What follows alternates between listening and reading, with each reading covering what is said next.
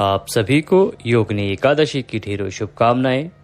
प्रभु श्री हरि की कृपा से आपके सभी काम बने, आपके पारिवारिक जन सब स्वस्थ रहें, दीर्घायु हों और सभी के मनोरथ सिद्ध हों, इसी कामना के साथ नमस्कार। आज के वीडियो में हम बात करेंगे योगिनी एकादशी की।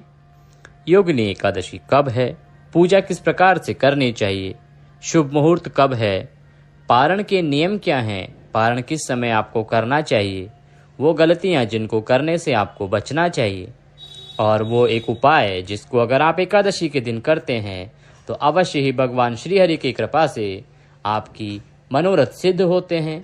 आप जिस भी किसी कामना की पूर्ति के लिए यह व्रत करते हैं, पूजन करते हैं, वह अवश्य ही सिद्ध होते हैं। ये एक ऐसा उपाय है कि अगर आप व्रत नहीं भी कर रहे हैं तो भी अगर आप इसको करते हैं तो अवश्य ही भगवान श्री हरि आपकी प्रार्थना सुनते हैं और आपके दुखों को दूर करते हैं। ये चैनल ज्योतिष संस्थान का अपना चैनल है, जिसमें जो भी जानकारी दी जाती है वो पंचांग और शास्त्रों पर आधारित होती है। कोई भी जानकारी कहीं से गूगल से कॉपी पेस्ट करके इधर उधर से नहीं दी जाती है। जो भी जानकारी दी जाती है वो बहुत ऑथेंटिक होती है। इसीलिए चैनल को अगर सब्सक्राइब नहीं किया है तो चैनल को सब्सक्राइब कर लें। इससे होगा क्या कि आपको हर समय सही जानकारी प्राप्त होती रहेगी, क्योंकि हमारे चैनल पर सभी धार्मिक व्रत त्योहार कब हैं, कैसे मनाए जाने चाहिए, कैसे करने चाहिए, इसकी जानकारी दी जाती है और वीडियो जो है समय से पहले अपलोड कर दिया जाता है। तो अगर आप चैनल को सब्सक्राइब कर लेंगे तो जैसे ही हमारे यहाँ से वीडियो अपलोड होगा आपको जानकारी मिल जाएगी कि कौन सा व्रत त्योहार कब है। आपको आपके यहाँ अगर वह व्रत होता है तो आप उस वीडियो को सुने, जानकारी पूरी लें और उसके अनुसार व्रत करें, अपने त्योहारों को बनाते चलें। वीडियो के कमेंट बॉक्स में अगर जय श्री हरि लिखते हैं तो जय श्री हरि लिखने से भगवान श्री हरि की कृपा से आप जिस भी किसी इच्छा को मन में रख के वह लिखेंगे वह इच्छा अवश्य पूरी होगी। बॉक्स में लिखना ना भूलें जय श्री हरि। वीडियो को लाइक करें और अधिक से अधिक लोगों तक इसे पहुंचाएं, शेयर करें, क्योंकि धार्मिक जानकारी जितनी अधिक शेयर की जाती है उतना अधिक लाभदायक होती है। अन्य लोग भी उस सही जानकारी से लाभ ले पाते हैं और अगर वो लोग भी इसके अनुसार पूजा पाठ करते हैं तो उन्हें जितने फल की प्राप्ति होगी उसका 10% आपको भी प्राप्त होगा, क्योंकि ये जानकारी आपके द्वारा उन तक पहुंचाई गई थी। अब बात करते हैं योगिनी एकादशी। आषाढ़ मास के कृष्ण पक्ष की एकादशी जिसे योगिनी एकादशी कहते हैं। यूं तो साल में 24 एकादशी आती हैं। हर एक एकादशी का अपना महत्व होता है। निर्जला एकादशी अभी आकी गई है जो कि एकादशियों में श्रेष्ठतम एकादशी है। इसके बाद आती है योगिनी एकादशी जो आषाढ़ अर्थात बारिश के महीना जब आरंभ होता है, वर्षा ऋतु जब आरंभ होती है तो वर्षा ऋतु की जो एकादशी होती है कृष्ण पक्ष की। और इसके बाद आती है देवशयनी जिस पे देव सो जाते हैं। एकादशी पर भगवान विष्णु की पूजा की जाती है। धार्मिक मान्यता है कि ऐसा करने से घर में सुख समृद्धि आती है और जातक का जीवन खुशहाल रहता है, परेशानियों से दूर रहता है। ऐसा माना जाता है कि एकादशी पर भगवान विष्णु की विधिवत पूजा और अर्चना करने से मनुष्य को शुभ फल की प्राप्ति होती है। आइए बात करते हैं कि योगिनी एकादशी पर आप किस प्रकार से भगवान श्री हरि की पूजा करेंगे, व्रत किस प्रकार से करेंगे और पारण किस प्रकार से करेंगे, व्रत किस दिन है और पारण किस समय करना है की जानकारी आपको देते हैं। एकादशी का व्रत आप जिस दिन कर रहे हैं उसके नियम एक दिन पहले आरंभ हो जाते हैं, तो आपको एक दिन पहले ही दोपहर के बाद भोजन नहीं करना चाहिए। शाम को सिर्फ फलाहार कर सकते हैं, परंतु आज के समय में बहुत सारी शारीरिक परेशानियां होती हैं, तो आप अगर इस प्रकार से परेशान हैं कि आप अधिक समय तक बिना खाए रह नहीं सकते तो आप व्रत से एक दिन पहले रात्रि का भोजन करें, लेकिन तामसिक पदार्थों का प्रयोग बिल्कुल भी ना करें। आजकल देखने में आता है कि अगले दिन एकादशी करते हैं, उससे एक दिन पहले शराब, मदिरा, लहसुन, प्याज आदि खूब खाया जाता है रात्रि को। इससे आपको परहेज करना चाहिए। नियम तो दोपहर का भोजन के बाद से भोजन ना करने का है, परंतु अगर रात्रि को भोजन करते भी हैं तो सात्विकता का ध्यान रखें और रात के जो भोजन में इस प्रकार की कोई भी चीज का सेवन ना करें। तुलसी पत्ते का जो है एकादशी के व्रत में बहुत अधिक महत्व है, और क्योंकि एकादशी वाले दिन आप तुलसी माता को हाथ नहीं लगाते हैं, ये अपराध की श्रेणी में है, पाप की श्रेणी में है, इसलिए तुलसी का पत्ता आपको एक दिन पहले ही उतार के तोड़ के रख लेना चाहिए ताकि आप अगले दिन इसका प्रयोग भोग में भगवान विष्णु के लिए कर सकें। एकादशी वाले दिन आपको सूर्योदय से पहले अवश्य उठना चाहिए। प्रयास करें ब्रह्म मुहूर्त में उठ सकें। अगर ब्रह्म मुहूर्त में नहीं उठ पाते हैं तो सूर्योदय से पहले अवश्य उठ जाएं। उठने के बाद स्नान आदि करने के बाद सूर्य को जल दें। सूर्य भगवान को जल देने के बाद जो आपका पूजा का स्थल है, जहां आप पूजा करते हैं, वहां पर आसन लगा के बैठ जाएं। अपने मंदिर की साफ सफाई करें।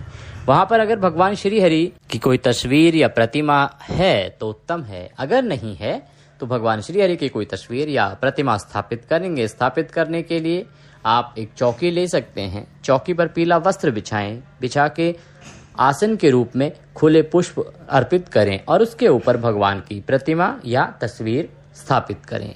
भगवान को नमस्कार करें। भगवान को स्नान कराएंगे। स्नान कराने के लिए एक तांबे के लोटे में जल लीजिए। अगर नहीं हो तो आप किसी धातु के, स्टील के, पीतल के ग्लास या लोटे में भी जल ले सकते हैं। शुद्ध जल लीजिए, उसमें थोड़ा गंगा जल मिला लीजिए और उसके बाद भगवान को छींटे दीजिए। छींटे दे के साफ वस्त्र से पोंछिए। अब बताते हैं आपको एक उपाय। देखिए, इस दिन अगर आप भगवान को पंचामृत से अभिषेक कराते हैं तो उससे जो एनर्जी प्राप्त होगी, जो आशीर्वाद प्राप्त होगा, उसके परिणाम स्वरूप आपके परिवार में खुशहाली रहेगी। नेगेटिव एनर्जी दूर हो जाएगी। जिस स्थान पर जहां भी आप पूजा कर रहे हैं, जिस घर में, नेगेटिव एनर्जी दूर हो जाएगी। भगवान प्रसन्न होंगे और उनसे आशीर्वाद आपको मिलेगा, जिससे कि माता लक्ष्मी की कृपा से आपके घर में धन के भंडार भरेंगे। करना क्या है, आपके पास एक प्रतिमा होनी चाहिए भगवान विष्णु की, जिसको आप अभिषेक करा सकें। पंचामृत बनाइए। थोड़ा सा कच्चा दूध लीजिए, दही लीजिए, शहद लीजिए, शक्कर लीजिए, गाय का घी लीजिए। इनको मिलाइए, पांचों चीज़ों को मिला के अब भगवान का अभिषेक कराएंगे। किसी थाली में, बड़े बर्तन में भगवान की जो प्रतिमा है उसको रखिए। पहले प्रभु को आप शुद्ध जल से स्नान कराइए। उसके बाद पंचामृत से मल मल के आप उनको स्नान कराइए। फिर पुनः शुद्ध जल से अच्छे से स्नान कराइए। नमस्कार कीजिए। फिर भगवान को साफ वस्त्र से पोंछ दीजिए। ये जो आपने पंचामृत का स्नान कराया है, यही चमत्कारी है। फिर भगवान को रौली कुमकुम आदि का तिलक लगाइए। सामान्य जन जो तस्वीर के साथ पूजा कर रहे हैं वो भी भगवान को पोंछ के, स्नान के बाद छींटे दे के पोंछ के और रौली कुमकुम आदि से तिलक लगाएंगे। तिलक लगा के भगवान को वस्त्र के रूप में कलावा धागा, जो मौली होती है ना, उसका एक टुकड़ा तोड़ के भगवान को अर्पित कीजिए। फूलों की माला है तो पहनाइए। पुष्प अर्पित कीजिए। घी का दिया जलाइए। धूप दिखाइए। आप भगवान को पान का बीड़ा अर्पित करेंगे। एक पान का पत्ता हो सके तो लीजिए, उसमें एक सुपारी रखिए, लौंग रखिए, इलायची रखिए, गुलकंद अगर हो सके तो रखिए। उसका एक बीड़ा बनाइए, ऊपर से लौंग से उसको बंद कर दीजिए और वो भगवान को अर्पित कीजिए। भगवान को जब आप पान का बीड़ा अर्पित करते हैं, ये भी एक उपाय का कार्य करता है। इससे भी भगवान श्री हरि प्रसन्न होते हैं और इससे आपको आशीर्वाद की प्राप्ति होती है, जिसके परिणाम स्वरूप आपकी इच्छाएं पूरी होती हैं। पान का बीड़ा अर्पित करने के बाद भगवान को नमस्कार कीजिए।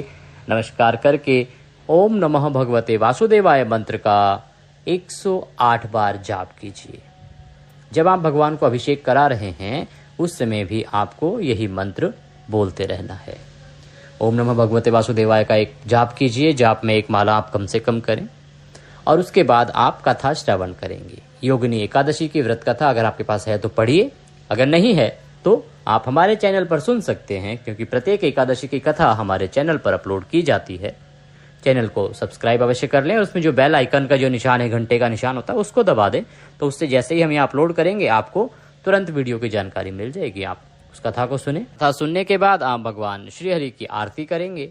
आरती करके उनको भोग लगाएंगे। भोग फलों का लगेगा और उसमें तुलसी दल अवश्य रखेंगे, तुलसी का पत्ता अवश्य रखेंगे। भगवान को भोग लगा के बंधु बांधवों में प्रसाद वितरित करेंगे और अपना जो दैनिक कार्य है उसमें लग जाएंगे। अब आपको क्या ध्यान देना है, देखिए, नियम के अनुसार आपको सात्विकता का ध्यान रखना है। मन क्रम वचन से आपको शुद्ध रहना है। आपको वाणी से शुद्ध रहना है। आप शब्द किसी के लिए प्रयोग नहीं करने। मन में किसी के प्रति द्वेष की भावना या किसी के प्रति छल की भावना, कपट की भावना, क्रोध नहीं करना है। सबसे आराम से, शांति से भगवान श्री हरि का ध्यान करते हुए प्यार मोहब्बत से बात करनी है। शुद्ध वचन बोलने हैं, शुद्ध भाषा का प्रयोग करना है और शुद्ध मन रखना है और शुद्ध ही तन रखना है। ब्रह्मचर्य का आपको पालन करना है। रात के समय हो सके तो आप जमीन पर सोएं, अगर संभव हो तो वह उत्तम है नियम के अनुसार।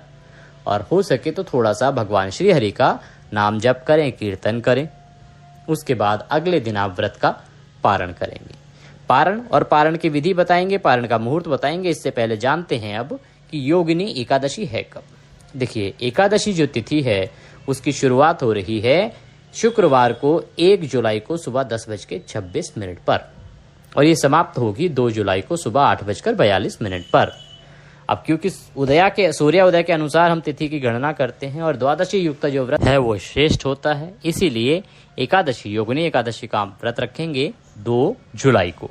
2 जुलाई को व्रत रखेंगे और 3 जुलाई को आप इसका पारण करेंगे। पारण करने के लिए आप सुबह ब्रह्म मुहूर्त में उठिए। ब्रह्म मुहूर्त में नहीं उठ सकते हैं तो सूर्योदय से पहले अवश्य ही उठ जाएं। पारण का नियम क्या है? पारण कहता है जी कि पारण जो है वो द्वादशी तिथि में किया जाना चाहिए, सूर्योदय के पहले किया जाना चाहिए और द्वादशी तिथि के जो पहले 5 घंटे होते हैं, जो द्वादशी तिथि लगी है तो पहले 5 घंटे में पारण नहीं किया जाना चाहिए क्योंकि वो हरिवासर का समय होता है। ये नियम है जिनका हमें ध्यान रखना होता है अगर हम स्वतः पारण कर रहे हैं, हमारे पास जानकारी नहीं है तो। पारण वाले दिन आपको सूर्योदय से पहले अवश्य उठना चाहिए। उठने के बाद स्नान आदि करें। स्नान आदि करने के बाद भगवान श्री हरि की पूजा करें। जिस प्रकार से हमने एकादशी वाले दिन आपको पूजा बताई है, स्नान कराएं, स्नान करा के रौली कुमकुम आदि का तिलक लगाएं, जोत जलाएं, जोत जला के भगवान की पूजा करें। पूजा करने के बाद अब आप भगवान को भोग लगाएंगे। पारण के लिए आप देखिए चावल बनाएं। पीले चावल का बड़ा ही इस दिन शुभ माना गया है। पीले चावल आपको बनाने चाहिए।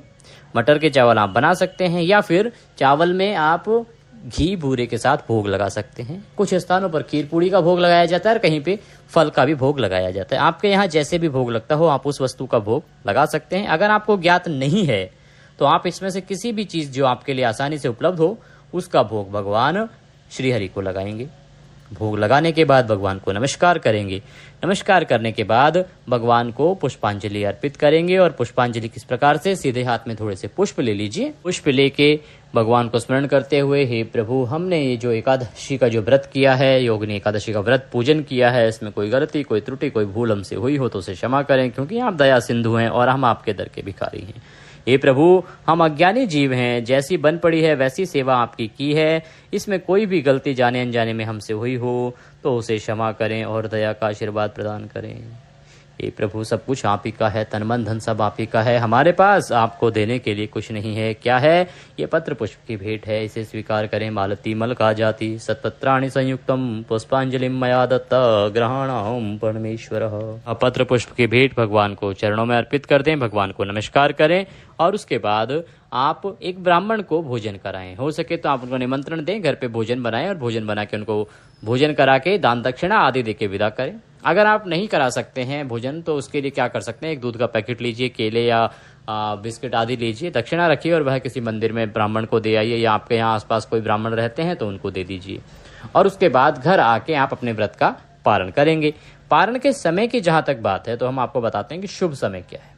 देखिए, पारण के लिए सबसे शुभ समय रहेगा सुबह 3 जुलाई को सुबह 5:28 से लेके और 7:10 तक। ये योगिनी एकादशी के व्रत पारण का शुभ समय है। इसमें पारण करें।